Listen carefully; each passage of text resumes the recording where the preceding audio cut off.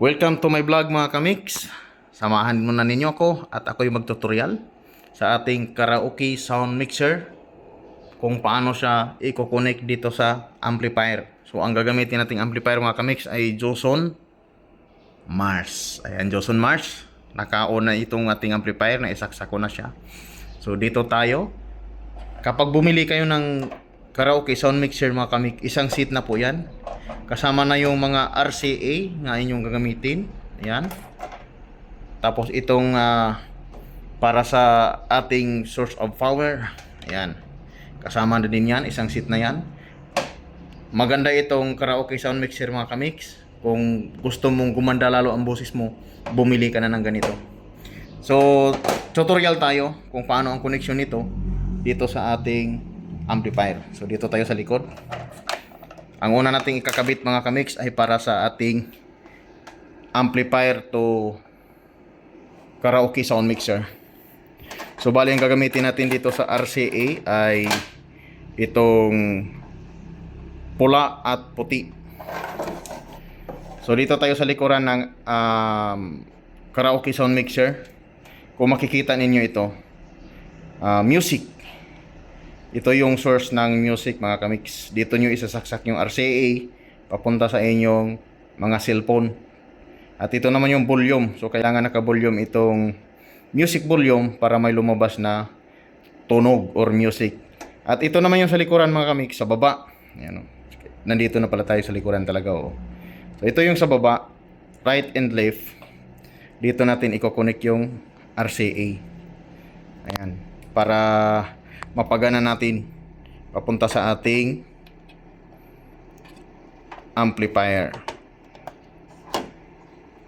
Ayan, hindi kayo maliligaw niyan dahil mayroon naman ng color. May puti at saka pula. So tapos na natin na ikabit. Dito tayo sa amplifier. Kung mapapansin niyo dito sa likod, ito yung ating audio output, input. Dito tayo sa input maglagay mga kamix. At siyempre, makikita nyo naman yung kulay pula ay right. So, dito natin ito ikabit.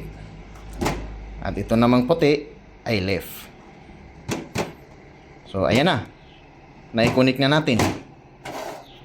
Pagkatapos, itong para sa source of music. Ito. Saksak natin to dito. Para dito tayo kukuha ng ating music. Ayan, lagi nyo tatandaan, pula sa pula, puti sa puti. So, ngayon, naisaksak na natin yan. At ito yung dulo niya. 3.5 mm. So, dito natin yan isasuksok sa para sa ating music. Ayan, tablet yung gagamitin natin ngayon mga kamix. So, ayan na siya. So, siyempre, hindi pa siya gagana. Kailangan, isaksak muna natin ito. Para magkaroon ng power ang ating sound, karaoke sound mixer. At ayan, isaksak na siya mga kamix. Siyempre, saksak natin siya dito sa kuryente. Ayan. And then, power on. Naka-on na siya. At ngayon, gagana na yan. So, kailangan natin patunugin. Kailangan natin patugtugin. So, bago ang lahat, bago tayo magpatugtog doon, so, tingnan nyo tong sa harapan ninyo. Baka nakaganyan yan, nakabaon. MP3, FM, Bluetooth yan. So, kailangan iangat nyo yan para naka-DVD siya. Kasi doon sa likod, sa input nitong ating amplifier ay naka-DVD siya. So, dapat ganun din dito para gagana, tutunog. Okay. Tapos ngayon, pa-music tayo. So, ngayon i-play na natin mga kamix. Naka-play na yung ating music. And then volume natin. Tumunog na siya. Volume natin.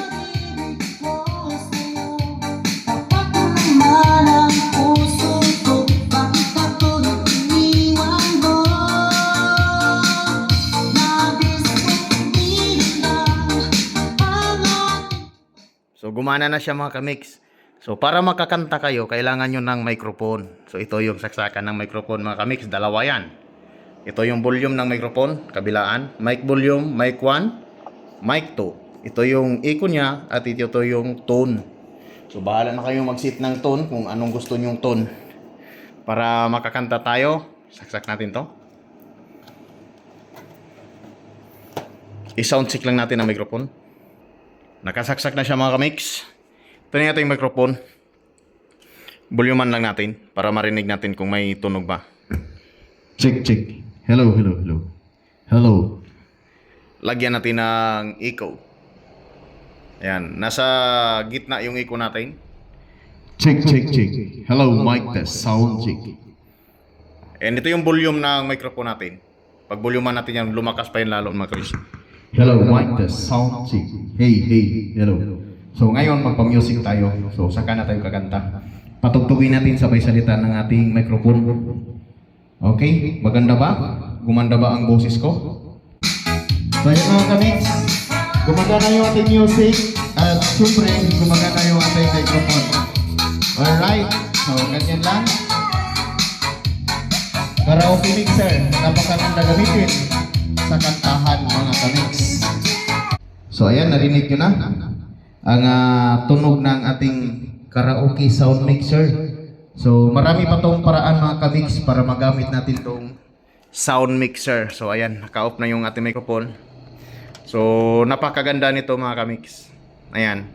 Quality ito, quality. Mura lang ito, mabibili sa online. Pwede ito, kung gusto nyo itong isaksak sa TV, may paraan din. So saka na natin i-vlog yon. So ito muna yung vlog natin. Paano i-connect ang karaoke sound mixer dito sa ating amplifier. So sana nasundan ninyo at makatulong ako sa gustong mag-set up ng ganitong klaseng setup. Hanggang dito na lang yung vlog natin. Kung bago lang kayo napadaan sa aking channel, don't forget to subscribe, like and share mga kamix.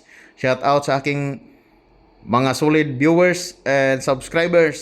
Salamat sa inyo lahat sa inyong suporta. I love you all.